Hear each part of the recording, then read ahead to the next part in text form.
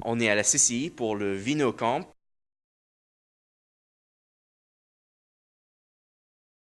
à Carcassonne, ce qui est une série de tables rondes sur les sujets entre l'intersection du vin et de l'Internet. Alors tout ce qui a à voir avec informatique et le vin, on peut le discuter. Le VinoCamp est organisé par Grégoire Jappiot à Dijon et Vicky Wine à Paris. Et quand j'ai fait le VinoCamp à Paris et j'ai suivi le VinoCamp à Bonn par Internet, j'étais tellement intéressé que je voulais vraiment amener le VinoCamp à mon pays adoptif parce que maintenant je suis producteur de vin dans le Languedoc. Et j'étais trop ravi d'essayer d'organiser quelque chose avec la CCI et la mairie de Carcassonne pour pouvoir montrer aux vignerons du coin qu'il y a des gens intéressés dans notre produit, il y a des gens qui veulent nous aider et il y a beaucoup de choses qu'on peut travailler sur l'Internet. On a choisi Carcassonne et le Languedoc en général parce que c'est du vrai pays de vin, où il y avait des vignes pour des millénaires et c'est vraiment l'image pour tous les pauvres informaticiens qui vivent en ville. Ils veulent venir voir des vignes, voir du beau soleil quand on veut. Et c'est juste quelque chose de spécial et vraiment lié au vin.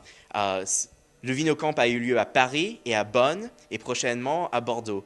Et je suis content de mettre Carcassonne sur la liste parce qu'on mérite d'être sur cette liste de grands pays de vin. C'est vrai que les participants viennent de beaucoup de milieux différents et c'est presque la force du VinoCamp. Le pouvoir social du vin, parce qu'on aime tous venir partager un verre et parler d'un verre, c'est super parce que ça donne une opportunité à des vignerons comme moi de parler avec des informaticiens qui sont très branchés et qui peuvent donner beaucoup de leçons dans un petit peu de temps.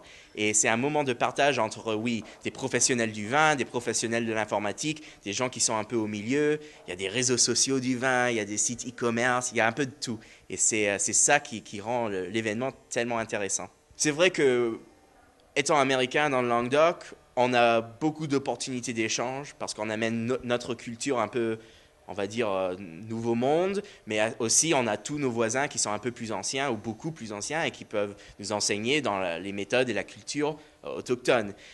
Donc oui, c'est naturel que j'aime bien le VinoCamp parce que c'est la même chose, mais sur une échelle plus communautaire. Je fais beaucoup de cours et d'entraînement avec des vignerons parce que je suis dans un autre milieu. J'étais plus dans la communication et l'informatique avant de venir et donc je suis content de partager régulièrement avec eux et je comprends un peu en enseignant mes parents, je vois comment on peut être un peu timide autour des nouvelles technologies. Alors ça, je suis content d'essayer d'amener ce monde dans l'informatique et de leur montrer quelque chose de neuf.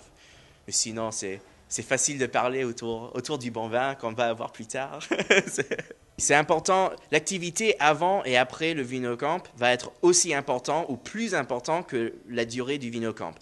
Il y a des échanges ici entre nous, mais après, il faut amener ces leçons qu'on a prises et continuer l'échange sur Internet jusqu'au prochain VinoCamp. Et c'est très important que l'activité, que ce soit sur des sites personnels ou sur Twitter ou Facebook, que ça existe, parce que ça veut dire que la conversation continue. Et surtout, le VinoCamp et toutes les bonnes conférences, c'est le moment avant, après et entre les séances et les ateliers où on rencontre vraiment le monde, on partage un repas et un verre de vin et on se connaît plus comme ça. C'est le contact humain, ce qui nous manque des fois sur Internet.